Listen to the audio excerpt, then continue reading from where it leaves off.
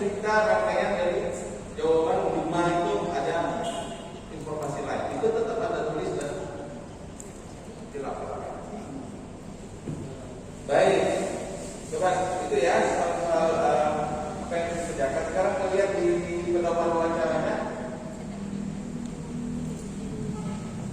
Ini pedoman wawancara. Sampai masih bertanya pedoman dan kuesioner.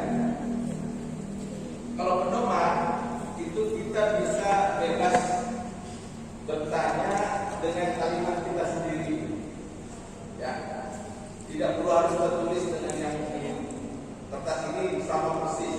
Bisa berapa jenis pusako di negara? Kan tidak ada ditulis bapak kan? Bapaknya nggak dikatakan. Oh enggak, jangan. Pakai bahasa lokal bisa aja. Pak, tanya Pak, apa saja Pak? Atau dari negara itu. Nah, seperti itu. Ya, ini hanya pedoman, tapi dalam pelaksanaan silakan dengan menggunakan bahasa sendiri. Anda kan semua orang Minang atau yang nggak Minang? Pastilah dari Solo masa ada Minang. Nah, kalau dari situ pakailah bahasa lokal yang ada di sana dengan informan Anda. Ya, bicara yang